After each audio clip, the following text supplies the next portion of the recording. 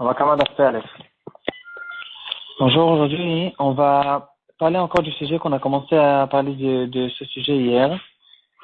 Quelqu'un qui fait grandir du menu bétail en Eretz Israël. Quelle est la permission? On va surtout s'attarder sur, en fait, l'histoire de quelqu'un qui a fait grandir des chèvres chez lui dans sa cour.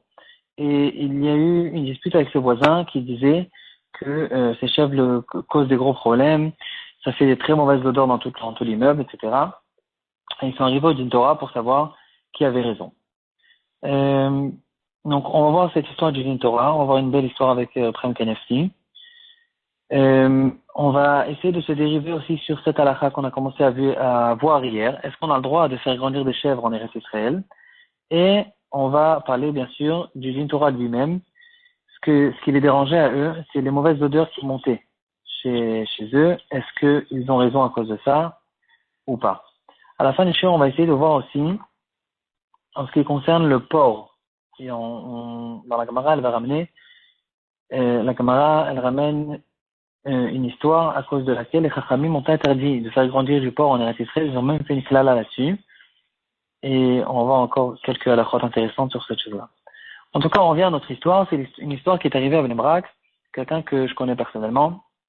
Pas vraiment, ça veut dire que c'est quelqu'un que j'ai déjà été chez lui, justement, parce que c'est quelqu'un qui fait grandir des chèvres dans sa cour. Et ces chèvres-là, c'est très bien pour des bébés qui ont des boutons, ils ont mal à la langue. Et quand on leur donne du lait de chèvre directement de la chèvre, ça aide énormément à ce mal de lèvres, de langue, et c'est à cause de ça, c'est pour ça qu'il fait grandir ses chèvres chez lui dans sa cour. Les voisins qui sont venus, ils ont dit, ça nous fait des très mauvaises odeurs, ça nous fait de la saleté, ça nous amène même peut-être des rats, et ils sont arrivés, ils ont dit, enlève tes chèvres d'ici, et c'est pas, on habite dans la ville, on n'habite pas dans le village, et donc on n'est pas d'accord avec ça. Le propriétaire des chèvres, il disait que non, moi j'utilise les chèvres justement pour une question médicale, il y a des médecins qui envoient des enfants chez moi, et mis à part ça, j'ai une fille qui a un problème mental, et quand elle vit avec des animaux, ça l'aide énormément. Alors, qui a raison? Donc dans notre histoire, on voit la Gemara elle raconte l'histoire de ce tzaddik qui n'avait aucune avéra, mis à part cette chose-là, cette histoire qui est arrivée avec lui. Il avait des problèmes dans le cœur, et quand les Chachamim sont venus le visiter, ils ont vu la chèvre qui était à côté de son lit, parce que les médecins ils lui ont dit, il faut que tu allaites directement du lait chaud de la chèvre, et ça sera bien pour ton cœur. Et les Chachamim, ils n'étaient pas d'accord avec ça, ils ont dit, l'istime ezuyan le veto chazé, et lui aussi il a dit, c'est ma seule avéra, c'est que j'étais ouvert sur la takana de mes amis, qui ont fait dans sa génération la takana de l'interdiction. Donc ici, on dirait que même si c'est pour une question médicale, tant que c'est bien sûr pas un péquar nefesh, on ne permet pas de faire grandir des chèvres en Eretz Israël.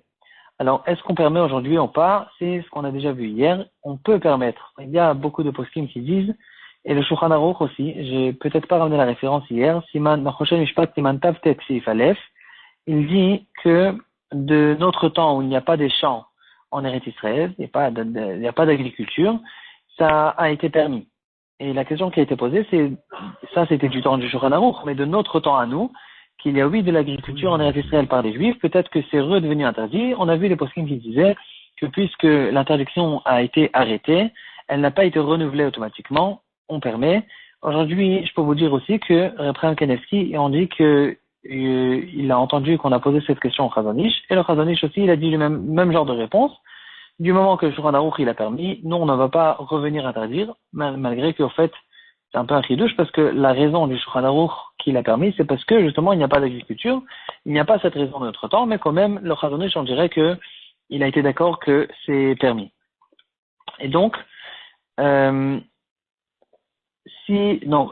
premier problème, on l'a déjà résolu, l'interdiction de faire grandir des chèvres en Eretz Israël, le Batidi ne peuvent pas dire à cette personne que c'est interdit.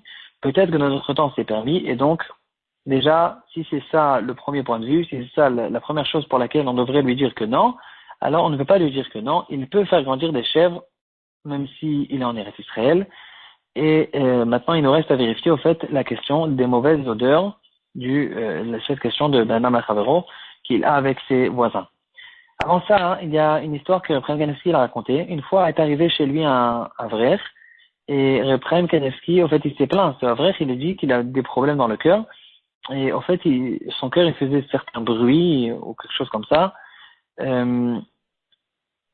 que on entendait extérieurement. En tout cas, il avait un certain problème cardiaque, je ne sais pas exactement lequel, et justement, Reprem Kanevski lui a dit, va allaiter du lait de chèvre quand il est encore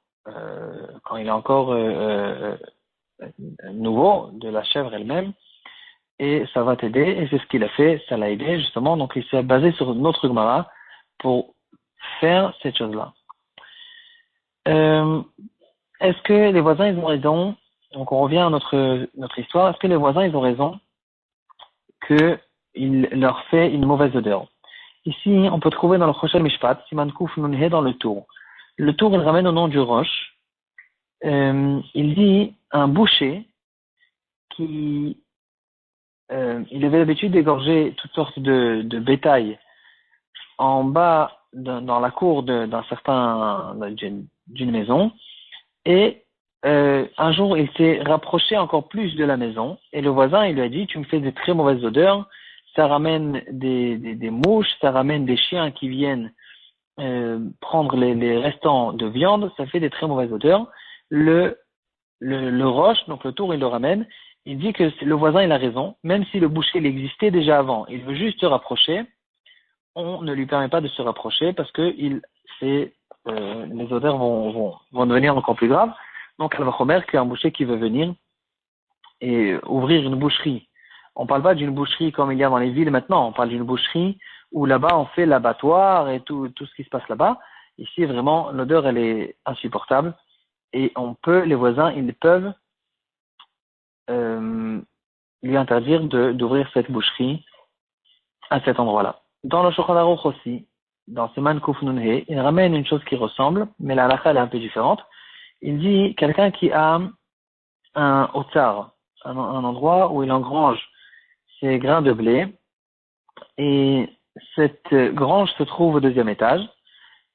Alors, on dira que celui qui achète maintenant le rez-de-chaussée, il n'a pas le droit de faire plusieurs choses qui peuvent causer un dommage à cette grange. Par exemple, il ne va pas faire une étable. Non plus, il ne va pas faire un magasin de peinture. Apparemment, ils avaient l'habitude d'utiliser la peinture au chaud, etc., de faire toutes sortes de cuissons de peinture. Il ne va pas ouvrir une boulangerie parce que toutes ces choses-là, ça ramène de la chaleur. Et cette chaleur cause du dommage à la grange. Toutes ces halachot-là, c'est des halachot qu'on va apprendre dans le deuxième pérec de Masechet Baba Batra. En tout cas, ici, on peut déjà remarquer que c'est une question de dommage, qui est en train de lui causer du dommage à la grange. Qu'est-ce qu'il en est s'il lui dit, c'est vrai que j'ai pas une grange, mais ton étable, il me dérange à cause de l'odeur. Ici, il y a le marloquet dans le poskim, le Ktot Achoshen, et le Pitrei Tshuva, il les ramène entre le Rambam et le Ramban. Le Rambam, il permet, et les poskim, ils disent que la halakha, elle est surtout comme le Rambam, et on va permettre. Donc ici, on fait un chilouk entre une étable et une boucherie. Le chilouk, il est compréhensible. Une étable, elle a peut-être une certaine odeur, mais ça ne se rapproche pas de l'odeur insupportable qu'il y a dans une boucherie avec le sang, avec tout ce qui se passe là-bas. Et donc, c'est très différent. La boucherie, on ne permet pas. L'étable, on permet. Donc ici aussi, en revenant dans notre cas, cette personne qui fait grandir quelques chèvres dans la cour, même si les voisins ne sont pas d'accord, ils ne peuvent pas lui dire, le forcer d'enlever les chèvres de là-bas. C'est pas parce que nous, maintenant, on s'est habitué à la vie de la ville et n'importe quelle petite odeur de chèvre ou de vache nous dérange énormément. C'est une normalité. Ils n'ont qu'à s'habituer et en tout cas, ils ne peuvent pas le forcer à enlever la chèvre. Ici, Rav Zilvachen, il ramène que si c'est vraiment une odeur qui est tellement difficile que ça le dérange, ils ne peuvent même plus faire la tfila ou le kriyat shema à cet endroit-là. Alors, dans ce cas-là, peut-être qu'ils pourront, oui, lui dire d'enlever les chèvres. C'est à vérifier, au fait, parce que, de manière générale, l'interdiction de dire du Kriyat c'est pas quand il y a une odeur d'animaux, c'est que quand il y a une odeur d'excrément ou de quelque chose qui a pourri, c'est ça en fait, ce qui nous interdit de faire le Kriyat pas une odeur d'animaux. Peut-être que si vraiment il ne s'occupe pas bien des chèvres et il y a de la saleté qui sort de là-bas, alors dans ce cas-là, ils pourront lui dire ou tu nettoies ou tu enlèves tes chèvres. Maintenant, on va passer à faire grandir des porcs. On a vu dans la Gemara qu'il y a une klala spéciale que les Chachamim ont fait après une histoire qu'il y a eu. Et aujourd'hui, on dit qu'il y a dans la médecine, ils ont réussi à prendre une partie du cœur du porc et de le greffer chez l'être humain. La valvure du lèvre, la valvure du cœur. Et la question qui se pose, c'est est-ce qu'on a le droit de faire grandir des porcs justement pour ces soins médicaux que on a besoin de faire. Dans notre Gemara, bien sûr que dans l'histoire qu'il y a eu dans notre Gemara, avec l'histoire qu'on a vue au début du shiur, on ne parle pas d'une question de pikuach nefesh. S'il y a un pikuach nefesh, bien sûr que tout est permis parce qu'on a le droit même de manger ce porc. Et donc, bien sûr qu'on a le droit aussi de le faire grandir. La question, c'est que ici, il n'y a pas vraiment un pikuach nefesh qui se trouve devant nous. On est intéressé de faire grandir des porcs pour faire ces vérifications médicales et puis plus tard peut-être utiliser même cette chose-là pour certaines personnes que dans le futur ils auront besoin de ça. Il n'y a pas un pikuach nefesh devant nous. Est-ce que ça se considère comme un pikuach nefesh ou pas? C'est ça la question. Et à cause de ça, nous disent de poskim, on préfère vendre ces porcs à des goïms, qu'ils appartiennent à des goïms, comme ça, même s'il y a une klala, que la klala retombe sur eux et pas sur nous.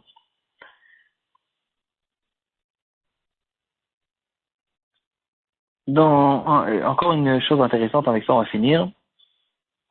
Rav Zebashan nous ramène que quelqu'un qui a fait un soin médical dans lequel, par exemple, on lui a fait ce qu'on vient de dire, on lui a mis une valvure de cœur de porc dans son corps.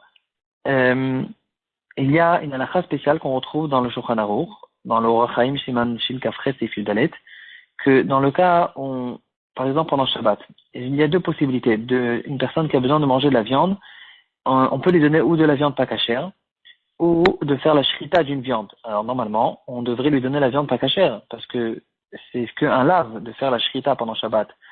C'est une question de karet, de ce qu'il a, et c'est beaucoup plus grave. Est-ce que à cause de ça, on lui donne à manger que de la nevela? Le Shulchan Aruch, il nous dit que non, on fait la shrita pendant Shabbat pour lui donner de la viande pas cachère. Il y a plusieurs raisons qui ont été données dans la poskim. Le Mishnah Berurah ramène une de ces raisons. C'est parce qu'on a peur que quand il va entendre qu'on lui a donné à manger de la viande pas cachère, il va être tellement dégoûté que ça peut le mettre en danger. Et ici aussi, quand on fait certains soins médicaux qui peuvent causer à cette personne d'être tellement dégoûté, même si c'est un dégoût qui vient à cause parce que c'est une bonne personne et qu'il a un cœur juif, et il sera tellement dégoûté de sentir qu'il a un cœur une partie de cœur d'un animal tellement bas, ça risque de le mettre en danger, et donc on n'a pas le droit de lui raconter. Le Yerushalmi dans Masechet Turmot, il raconte l'histoire de deux personnes qui sont entrées dans une auberge, et ils ont demandé un plat de lentilles. Donc le propriétaire de l'auberge, il leur a donné un plat de lentilles, c'était très bon, etc. Et ils ont demandé une deuxième assiette.